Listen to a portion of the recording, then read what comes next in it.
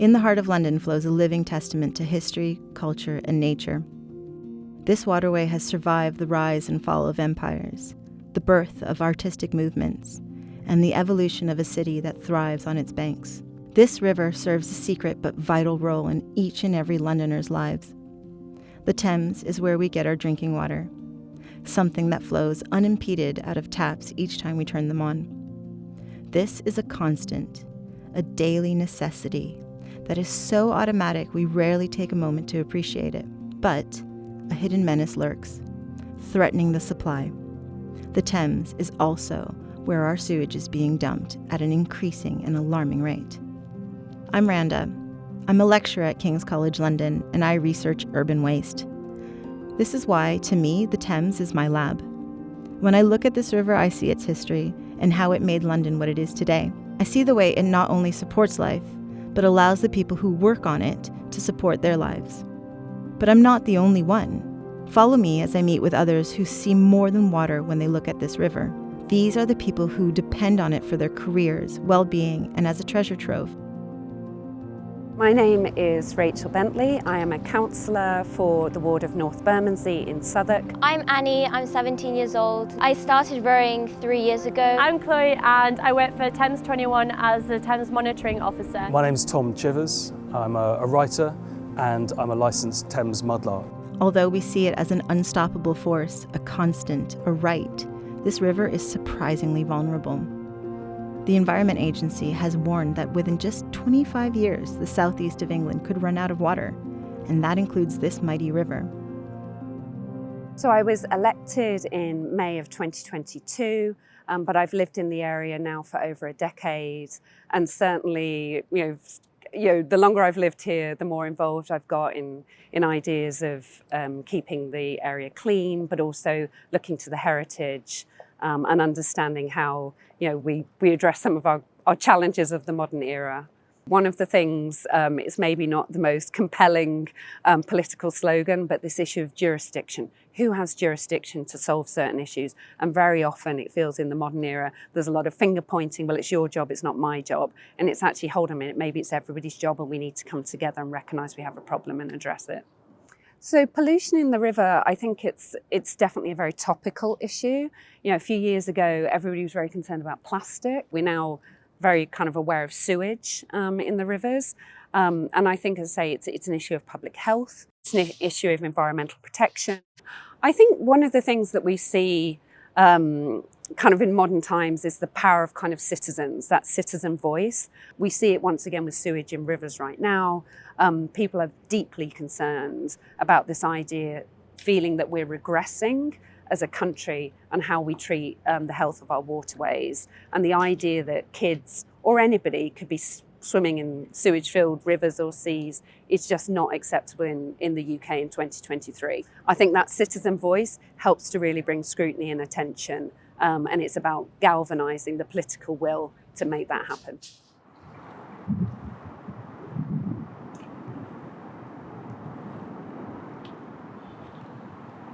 When I'm coxing, my eyes are always on the river. I'm always looking out for obstacles, for other boats, for the bank.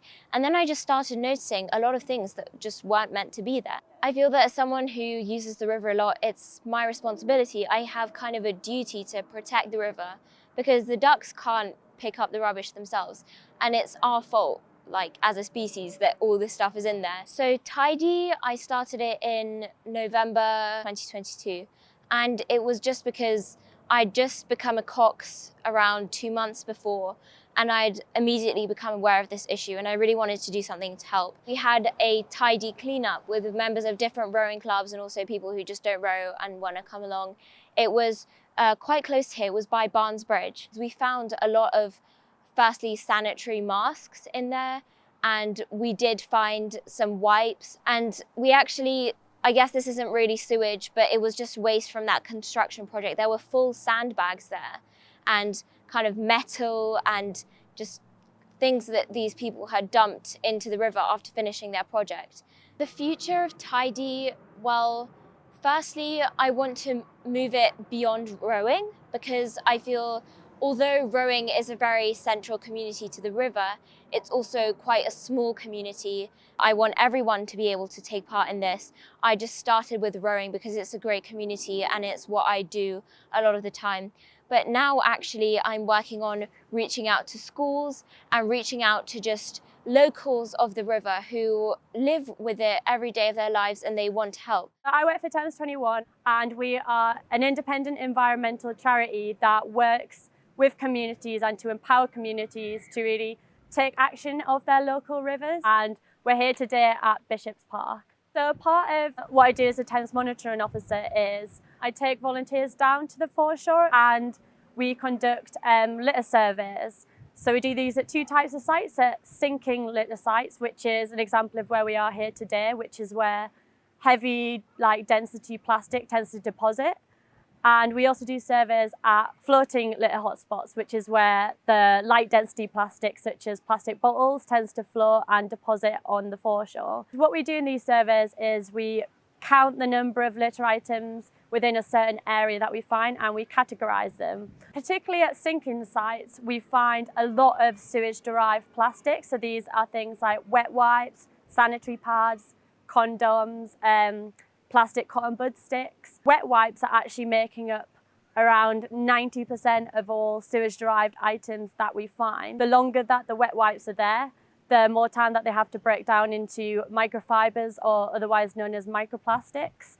And therefore the wildlife can then ingest the wet wipes. It's also harmful for humans as well because it's been found that microplastics are actually in our drinking water. Twice per year we do something called a big wet wipe count, where we survey the number of wet wipes at Hammersmith Bridge foreshore.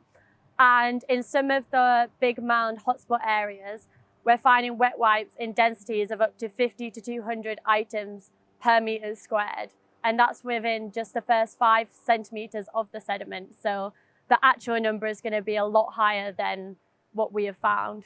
Since we started counting wet wipes in 2017, we have found over 136,000 wet wipes, which has been collected and counted by our volunteers and citizen scientists. So what really surprised me the first time that I came to Bishop's Park is when I went down onto the foreshore, it looked like a pretty clear site in terms of plastic pollution.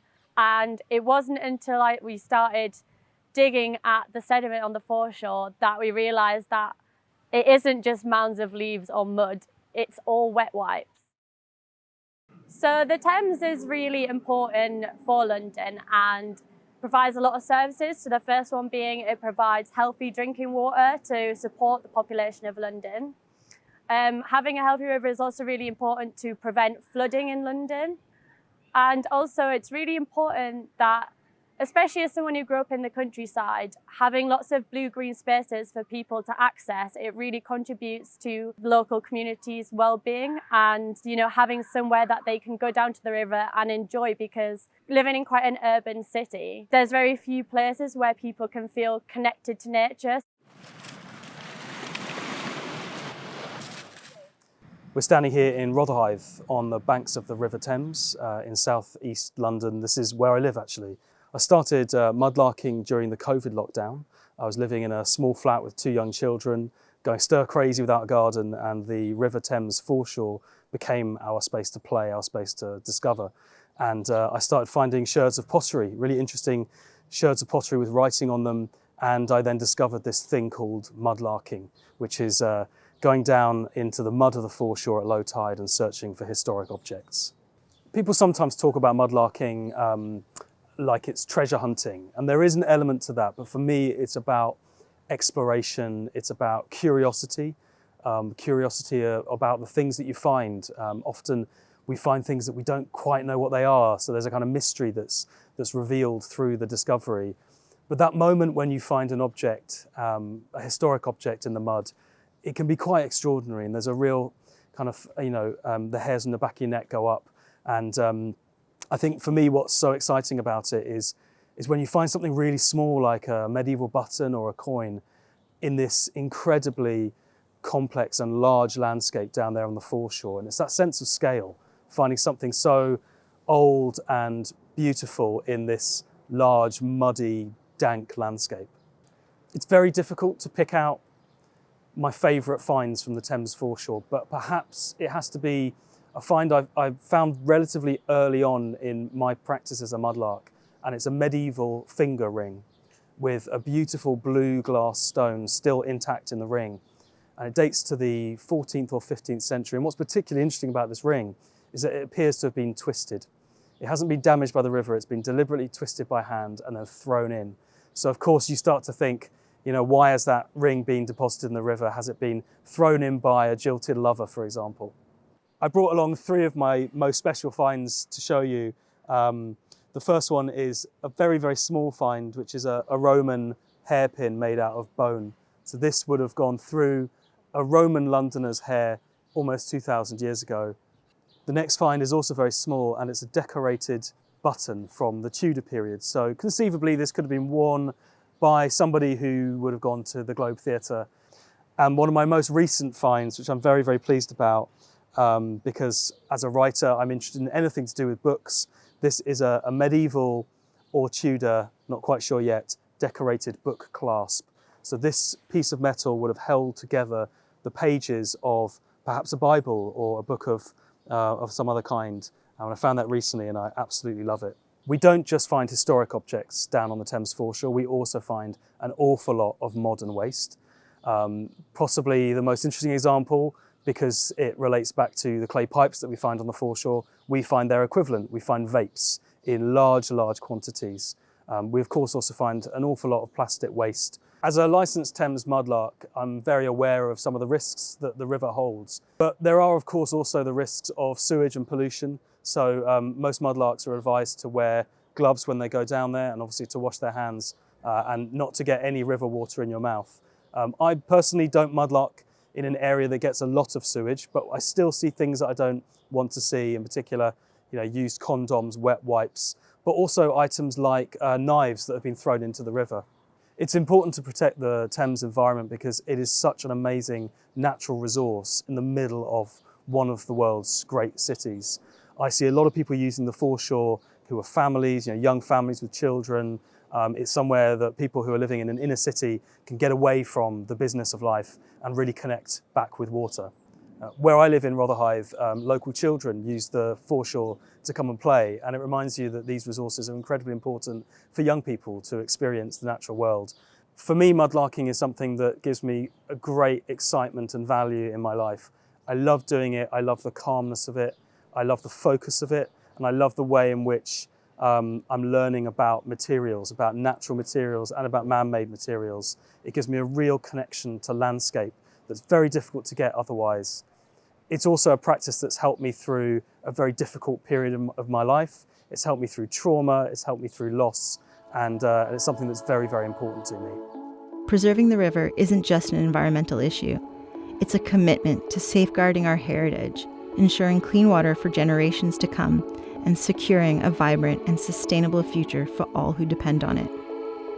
If we don't protect this resource, the future will be dry and we will all get thirsty.